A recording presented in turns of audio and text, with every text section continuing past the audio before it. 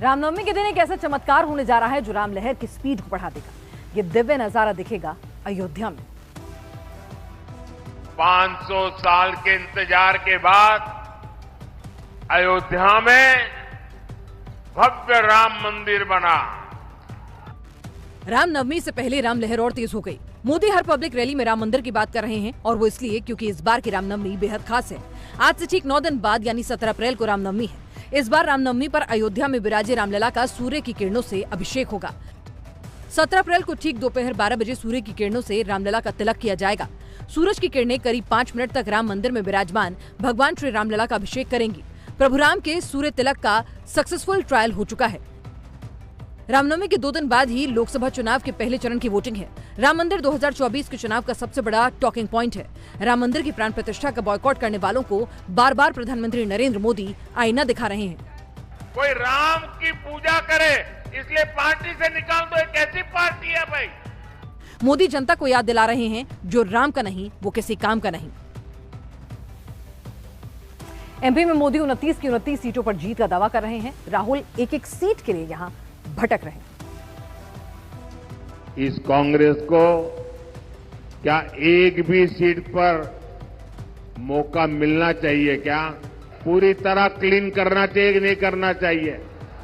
MP में BJP ने 100% strike rate का टारगेट फिक्स किया है और कांग्रेस एक एक सीट के लिए फाइट कर रही है। राहुल गांधी आदिवासी बेल्ट में घूम रहे हैं।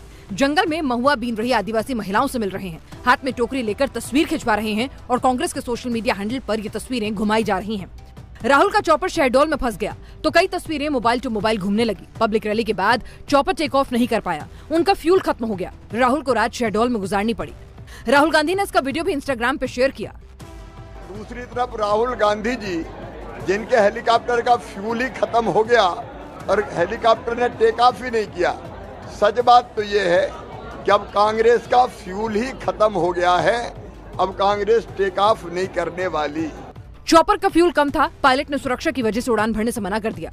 रात में राहुल ने एमपी के नेताओं के साथ डिनर किया।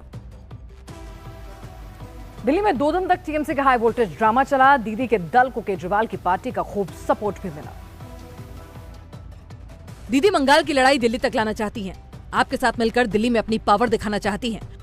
चुनाव आयोग के दफ्तर के बाहर से डिटेन किए गए टीएमसी नेताओं ने थाने में धरना शुरू कर दिया। इन नेताओं को अपना सपोर्ट देने के लिए आपके नेता भी पहुंच गए। दिल्ली के मंदिर मार्ग थाने में हाई वोल्टेज ड्रामा चला। पुलिस माइक के जरिए इन सांसदों को अपना धरना खत्म करने और थाने से बाहर जाने की अपील करती रही, लेकिन टीएमसी के सांसद अलग मूड में थे। डिटेंशन के बाद कल शाम को ही आपको फ्री कर दिया गया था आयोग के द्वारा, लेकिन अभी तक आपने प्रेमिसेस को नहीं छोड़ा है। आप सभी सेट फ्री हैं। आपसे फिर से कहा जा रहा है कि आप थाना प्रेमिसेस को छोड़ दें। इस बीच सौरभ भारद्वाज के साथ आपके कई नेता भी थाने पहुंच गए, लेकिन पुलिस ने उन्हें एंट्री नहीं दी। बहुत सारे अंदर जाओ मैडम, अंदर आइए ना। Saurabh, thank you so much. Saurabh ji शुक्रिया। अरे माइक नीचे कर दो यार। बेस्ट विशेस एंड शुक्रिया। अकेले नहीं, आप भी आपके साथ हैं। हमको पता है आप भी जंग लड़ रहे हैं, हम भी लड़ रहे हैं और आप सही लड़ रहे हैं। जांच एजेंसियों के रडार पर टीएमसी नेता भी हैं और आपके नेता भी।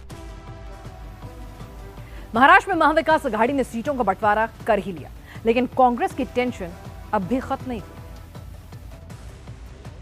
महाविकास अघाड़ी ने फर्स्ट फेज की वोटिंग से 9 दिन पहले फाइनली सीट शेयरिंग की घोषणा कर ही दी।